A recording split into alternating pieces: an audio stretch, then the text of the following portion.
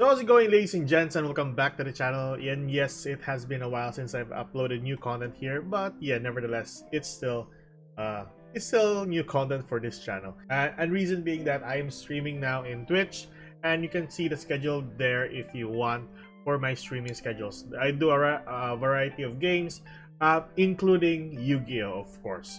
So you can check that one out and then go say hi if you want.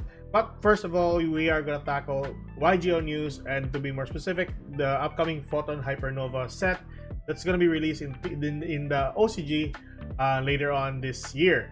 Now, there are a lot of good cards with regards to the set, namely some Sword Soul supports, Biscuit cards or Biscuit supports, Ice Shade supports, and I think there is one Dogmatica and Evil Eye supports as well. Now let's tackle those cards and let's just deduce if the set is pretty much good with regards to those cards that's partially released. So first of all, what you have here is the new Biscuit support, which is the Biscuit Baldrake. So the Dark Dragon level 6, 2500 attack, 2000 defense. Its effect states you can target one light or dark monster in your graveyard or in either graveyard, banish it, and if you do, spell summon this card from your hand.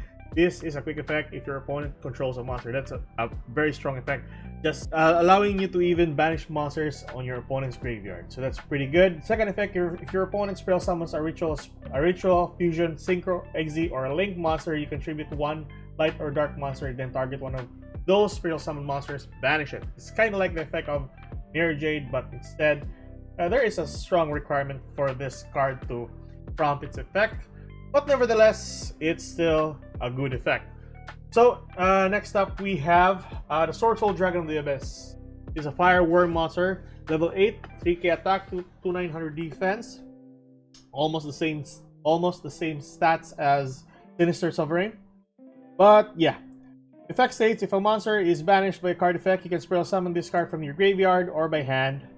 But banish it when it leaves the field. Not really the best of the effect, but yeah, let's see the second effect. If this card is special summoned, you can target one card in the field zone and one card in your opponent control or in their graveyard, banish them. Okay, so banishing your card and theirs.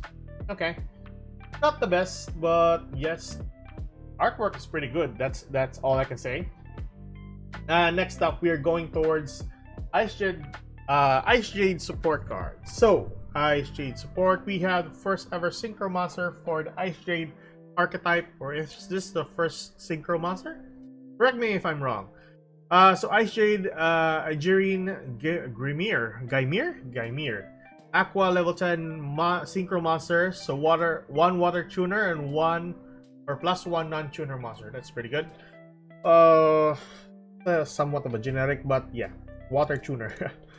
Quick effect, you can make one face-up monster you control unable to be destroyed or banished by your opponent's card effects for the rest of the turn. Then if this effect is activated in response to the activation of an opponent's card or effect, you can banish all cards with the same name on their field and in their graveyard. Okay. Second effect, if a card is banished by opponent's effect while this card is in your graveyard, you spell summon this card. Ooh, okay. Not the strongest of effects for the first one, but yeah, maybe it will work on some of the archetypes, possibly. But nowadays, yes, sprites are still owning in TCG. OCG, they're still moving up to brand new archetypes. So, second card, we have a normal spell card, which is this is an Ice Jade support as well. Great Ice Jade Manifestation. Normal spell card. If there is a monster in your opponent's field and or in their graveyard, and you control a water monster, you can take one Ice Jade monster from your deck and either send it to the graveyard or special summon it. That's a very strong effect. Second effect, if a face-up Ice Jade monster you control leaves the field by your opponent's effect, I think that's what it says there. You can banish this card from your graveyard, then target one card your opponent controls, banish it. Okay.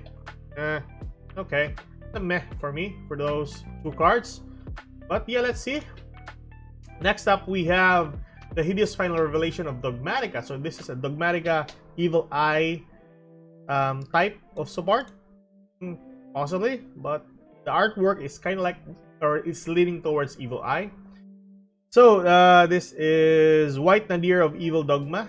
So this is effect level 12 light spellcaster. Okay, 4K attack, 4K defense. That's a strong attack. Kind of like the first Dark Lord. So effect states, you can ritual summon this card by Dogmatic Calamity. Cannot be ritual summoned except with a Dogmatic card's effect. You can only use the second effect of this card's name once per turn. Ooh, okay. Dogmatica monster you control are unaffected by your opponent's activated Fusion, Synchro, Exe, and Link. Wow, that's a strong effect right there. Ooh. And second effect, during your main phase, you can have your opponent apply one of these effects. So first one is they send one card from their hand or extra deck to the graveyard for every 2 cards in their extra deck. That is disgusting. Very disgusting. Unless you have an archetype or a deck that solely revolves around your extra deck monsters sending to the graveyard, then that's good for you. But yeah, that is disgusting. Second effect, they return all Fusion, Synchro, Exe, and Link monster they control to the extra deck. That is an abomination of an effect. Ooh, that is good. That is good. That is a good effect for, that is a good support cards for Dogmatica.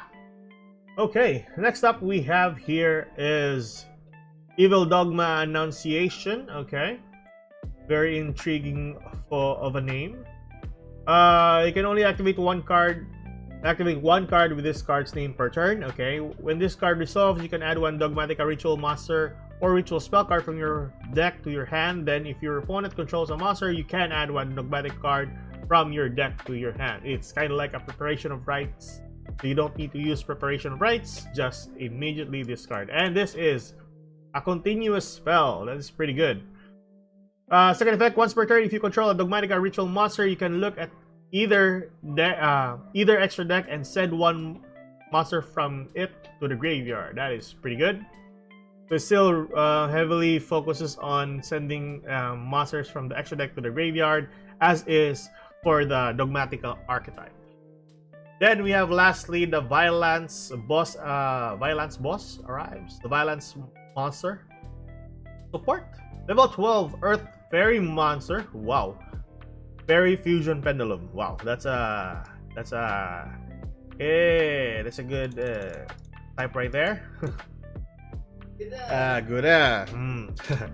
The pendulum effect, I don't really care. So I don't like pendulums. I'm just kidding, guys. So pendulum effect, you can only use one pendulum effect of this card's name once per turn. You can activate one of these effects. Spell summon this card from your main monster zone in its same column. Okay, move one monster in your main monster zone to an adjacent horizontal monster zone. Okay, is it good for what was that again? The Mech Knights. So monster effects is to level 5 or higher violence monster. This face-on card in the extra deck must be spell summoned by tributing the above cards. Tributing. Okay.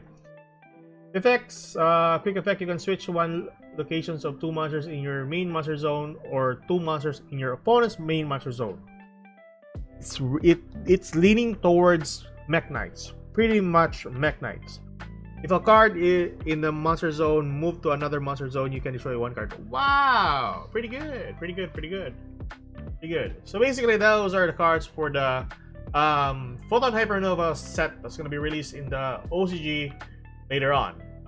Tell me your insights about these guys, and of course, like I said before, streaming schedule will be on Twitch. Check that out if you want, and I'll be doing regular uploads hopefully in the near future. If not, I'm busy sometimes. Anyways, so that is it for today. Keep safe, good luck guys, and have a good night. Bye bye.